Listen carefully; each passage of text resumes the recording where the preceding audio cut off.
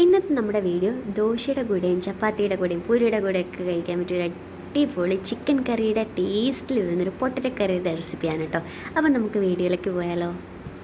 ഒരു ചീനച്ചട്ടിയോ പാനോ എടുത്ത് അതിലേക്ക് കുറച്ച് കോക്കനട്ട് ഓയിൽ ഒഴിച്ച് നമ്മൾ നല്ല ചോപ്പ് ചെയ്ത് വെച്ചിട്ടുള്ള കുറച്ച് സവാള ഇട്ട് നല്ല രീതിയിൽ ഒന്ന് ജസ്റ്റ് ഒരു ബ്രൗൺ കളറായി വരുന്ന വരെ ഒന്ന് വഴറ്റി കൊടുക്കുക കേട്ടോ. കുറച്ച് ഉപ്പുകൂടി ഇട്ടാൽ പെട്ടെന്ന് അതൊന്ന് നല്ല വേണ്ടി വരും. അതിലേക്ക് നമുക്ക് കുറച്ച് പച്ചമുളകും അതുപോലെ തന്നെ കറിവേപ്പിലയും കൂടെ ആഡ് ചെയ്ത് നല്ല രീതിയിലൊന്ന് വീണ്ടും നന്നായിട്ട് മിക്സ് ചെയ്ത് കൊടുക്കുക കേട്ടോ.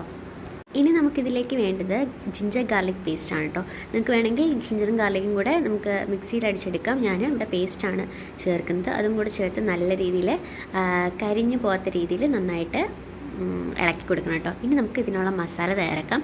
അതിന് മുളക് പൊടി, മഞ്ഞൾപ്പൊടി, ഗരം മസാല, മല്ലിപ്പൊടി, കുരുമുളക് പൊടി ഇതെല്ലാം കൂടെ ഒരു ചെറിയൊരു ബൗളിലെടുത്തതിന് ശേഷം ഇതിനെ നമുക്ക് എണ്ണ ഒഴിക്കാതെ തന്നെ ഒരു പാനിൽ വെച്ച് നന്നായിട്ടൊന്ന് അതിൻ്റെ മണമൊക്കെ വരുന്ന രീതിക്ക് നമുക്കൊന്ന് വഴറ്റി കൊടുക്കുക കേട്ടോ. അത് നമ്മൾ ഈ ചെയ്ത് വെച്ചിരിക്കുന്നതിലേക്ക് തട്ടി നല്ല രീതിയിലൊന്ന് ഇളക്കി കൊടുക്കുക. പച്ചമണം മാറണമെന്നില്ല, ഓൾറെഡി നമ്മൾ നേരത്തെ വഴറ്റി വെച്ചിട്ടുള്ളതായതുകൊണ്ട് മണമൊക്കെ ഓക്കെ ആയിരിക്കും. ഒന്ന് നന്നായി മിക്സ് ചെയ്ത് വന്നതിന് ശേഷം ഇതിലേക്ക് നമ്മൾ നന്നായിട്ട് പഴുത്ത തക്കാളി ഇട്ട് കൊടുക്കുക. എൻ്റെ തക്കാളി കുറച്ച് പച്ചയാണ് കേട്ടോ. തക്കാളി ഇട്ട് നല്ല രീതിയിൽ തക്കാളിയൊക്കെ ഒന്ന് ഉടഞ്ഞു വരുന്ന രീതിക്ക് നല്ല രീതിയിലൊന്ന് വേവിച്ചെടുക്കുക കേട്ടോ. നല്ല രീതിയിലൊന്ന് ഇളക്കി എല്ലായിടത്തും ആ ഒരു മസാല പിടിക്കുന്ന രീതിക്ക് നല്ല രീതിയിലൊന്ന് മിക്സ് ചെയ്ത് കൊടുക്കുക. ഇനി നമുക്ക് പാകത്തിന് ആവശ്യത്തിന് ഉള്ള വെള്ളം കൂടെ ചേർത്ത്, നിങ്ങൾക്കിപ്പോൾ കുറച്ച് കൺസിസ്റ്റൻസി വെള്ളത്തിൽ അങ്ങനെയാണ് ചെയ്യുകയാണെങ്കിൽ കുറച്ചുകൂടെ വെള്ളം ആഡ് ചെയ്യാം. ഇല്ല ഈ ഒരു കൺസിസ്റ്റൻസി മതിയെങ്കിൽ കുറച്ച് വെള്ളം മാത്രം ആഡ് ചെയ്താൽ ചൂട് വെള്ളമാണ് കേട്ടോ ആഡ് ചെയ്യേണ്ടത്. അത് നന്നായിട്ട് മിക്സ് ചെയ്തതിന് ശേഷം ഇതിലേക്ക് നമ്മൾ വേവിച്ച് വെച്ചിട്ടുള്ള ഉരുളക്കിഴങ്ങ് ഒരു 2-3 വിസിൽ കേൾക്കാൻ വേണ്ടിയിട്ട് നമ്മൾ വെച്ചിട്ടുള്ള ഉരുളക്കിഴങ്ങെടുത്ത് ഇതിലേക്ക് ആഡ് ചെയ്ത് കൊടുക്കുക.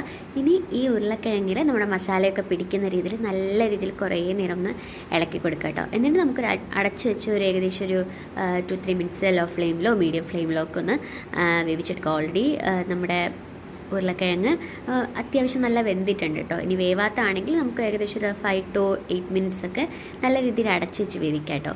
അപ്പോൾ ഇതാണ് നമ്മൾ അടിപൊളിയായിട്ടുള്ള ഇറച്ചിയുടെ ടേസ്റ്റിൽ വരുന്ന പൊട്ടറ്റോ കറി. എല്ലാവരും ഒന്ന് ട്രൈ ചെയ്ത് നോക്കണേ. So bye, keep supporting.